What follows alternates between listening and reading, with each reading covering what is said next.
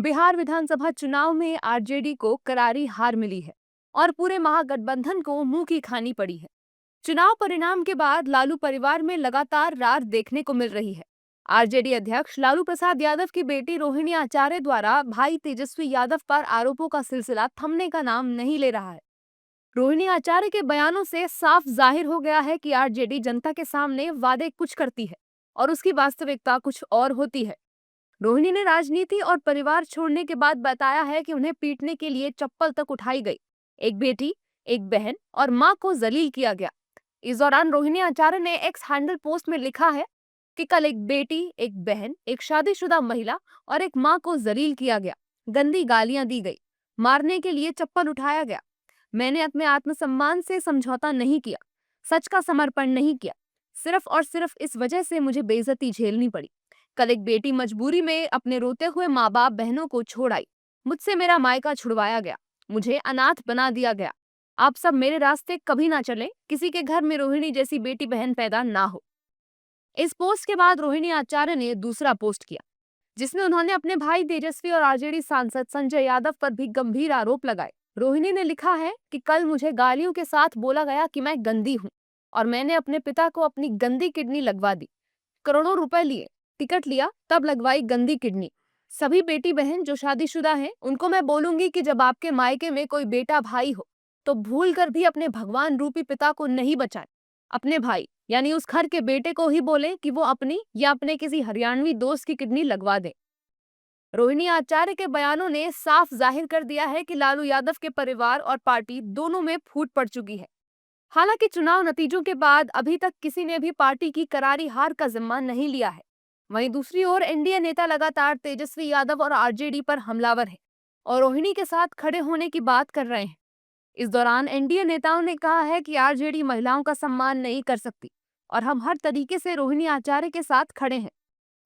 देखिए, इसकी जानकारी मुझे है नहीं और हमने जो देखा है आप लोग के माध्यम से उसी के आधार पर हम बोल सकते हैं कि अगर इस तरह की घटना घटी है तो दुखद है। ऐसी घटना नहीं घटनी चाहिए।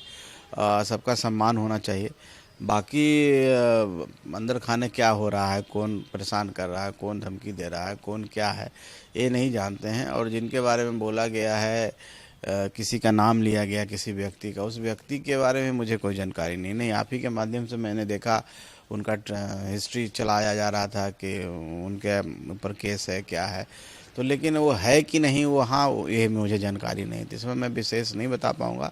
लेकिन जो रोहिणी आचार्य जी का ट्वीट देखा, उनका जो स्टेटमेंट देखा और उनका जो हाल देखा, उससे लगता है कुछ ना कुछ घटित हुई है। अरे ये तो बड़ी उनकी परिवार की मामला है, मैं उस पर क्या टिप्पणी करूं।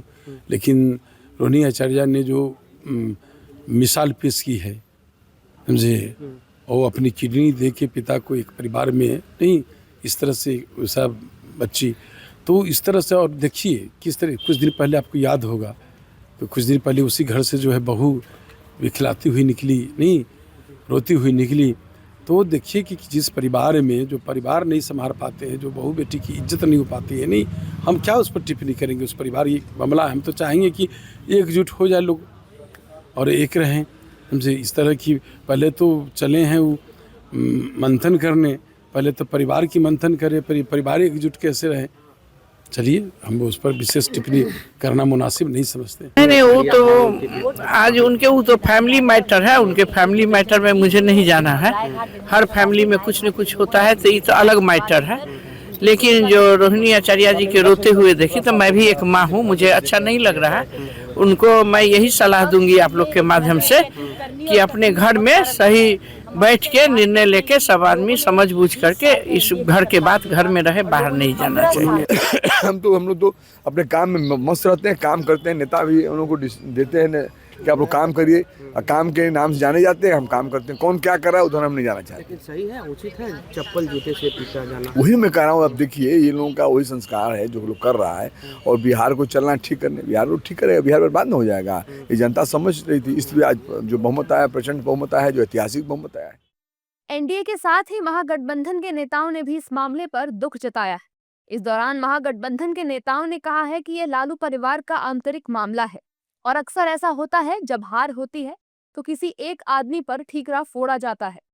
तो देखिए, ये पारिवारिक मामला है पूरा, इस पे हमको डिटेल में नहीं पता है। और अक्सर ये चीज़ होता है कि हार होता है तो किसी एक आदमी पे ठिकरा फोड़ा जाता है, तो मुझे लगता है ये सही नहीं है। हार का जवाबदेही सभी को लेना चाहिए, सभी गठबंधन के नेता को लेना चाहिए, सभी कार्यकर्ता को लेना चाहिए, और इस जो भी अगर गलती हुआ तो उसको सीख कर आगे बढ़ना चाहिए। और बिहार के आरजेडी वर्कर हों या इंडिया गठबंधन का वर्कर, सब लोगों ने कहा कि कौन कौन लोग हैं पार्टी में विभीषण और जयचंद, और ऐसे लोग घर में दखल कैसे देते हैं। और इस तरह का लगातार आरोप बहनों को लेकर, बेटियों को लेकर, यह बहुत ही दुर्भाग्यपूर्ण है। जानकारी के लिए बता दें कि रोहिणी आचार्य ने कहा था कि मेरा कोई परिवार नहीं है, आपको तेजस्वी यादव, संजय यादव और रमीश से जाकर पूछना चाहिए, इन्हीं लोगों ने मुझे परिवार से निकाला है।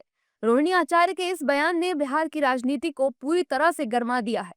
वहीं रोहिणी के आरोपों पर भाई तेजप्रताप यादव ने कड़ी प्रतिक्रिया दी है, लेकिन घर के बाकी सदस्यों की तरफ से अभी तक कोई प्रतिक्रिया नहीं आई है।